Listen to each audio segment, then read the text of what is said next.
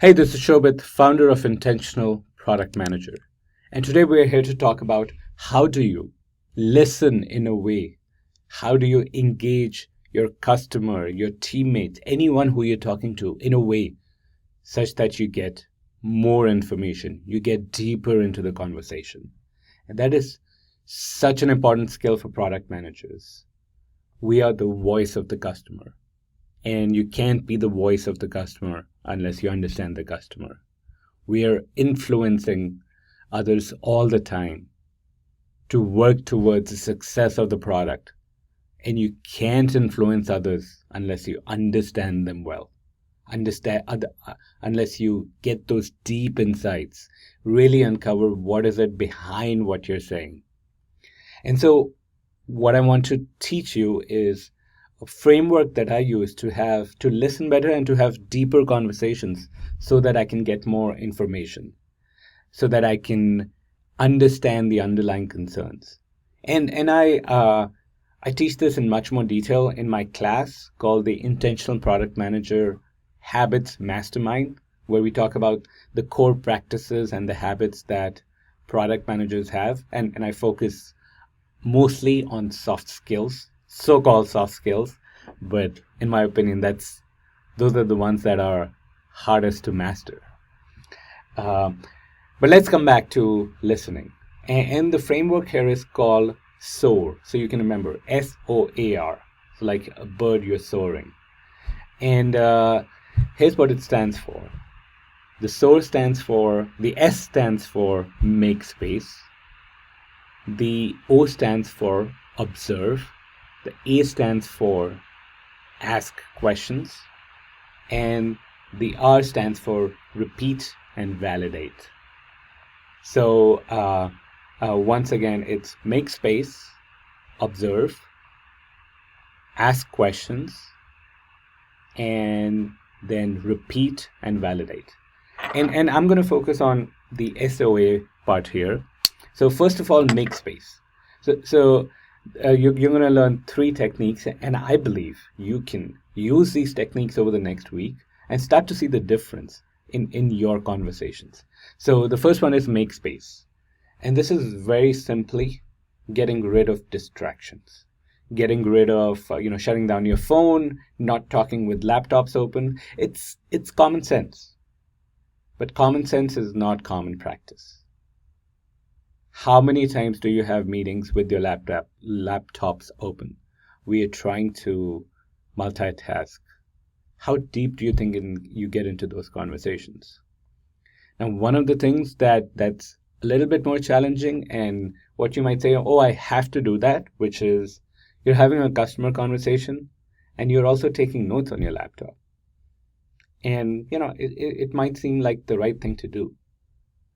But I challenge you that you really won't be present in that conversation. What you need to do is to actually step away from that. And instead, you need to step into just purely listening, maybe taking some notes and queuing up your next questions in your notebook, and either have somebody else come in and take notes or record the conversation so you can transcribe it and get a lot out of it. And I love to record conversations where legally it works, where I have permission, because I can go back and watch it. And what happens is I notice a lot of things that I never did in the moment. When you need to observe something, you actually need to take a step back, and that allows me to do that. So first of all is just make space. The second one is observe and validate.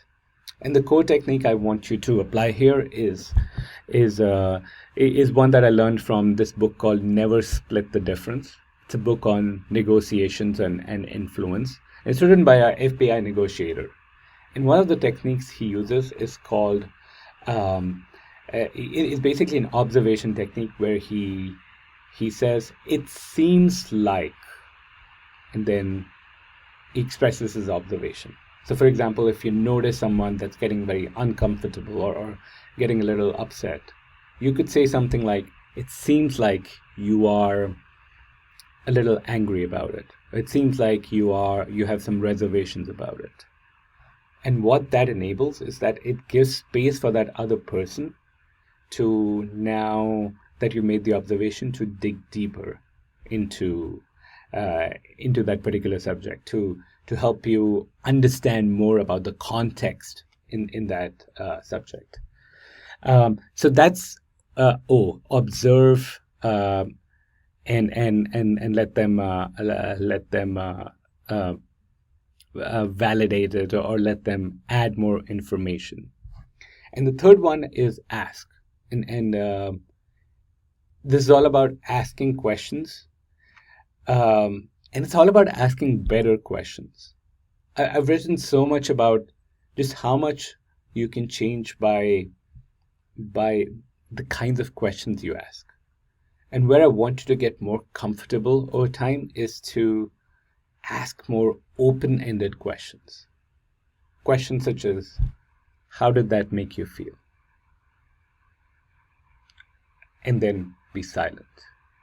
Silence is another thing that we are so uncomfortable with. And when I talk about negotiations, or I talk about customer interviews, the more you're willing to have silence, the better you can do. Or even in coaching, right? Like so many times in coaching, there's just something that the other person's thinking, and then you speak up, you as the coach speak up, and it's lost forever.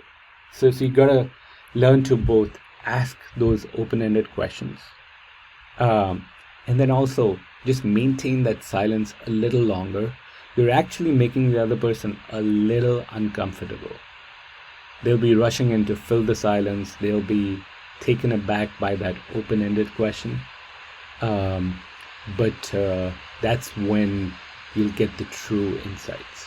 And though your open-ended questions, like some of my favorites are, how did that make you feel? Or what would you have done in an ideal world? And I would often ask it as a question that's more like, if you had a magic wand and you could do anything here, what would you do? Or you could ask something like, hey, if I'm looking back, let's assume this thing was really successful. You're putting them in that situation. And now you're describing how it went. How would you describe it? Very open-ended question, changing the mindset they're having a little bit, assuming success, and then asking them to tell you all about how and why it was so successful. And so to sum up, the core technique for listening better and to getting better insights, going deeper, is called SOAR, SOAR. You're making space, you're observing, you're asking more and better open-ended questions, and then you're repeating and validating, which is something I didn't cover today. And if you want to learn more, check out my class. I both have a video version as well as a mastermind that we run.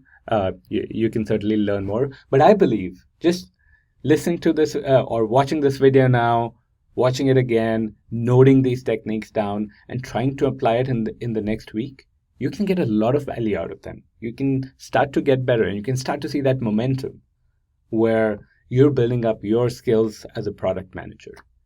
This is Shobit, founder of Intentional Product Manager, talking here about one practice you can learn in 15 minutes and use over the next week to start to get better in various aspects of product management. And I look forward to seeing you in my next video.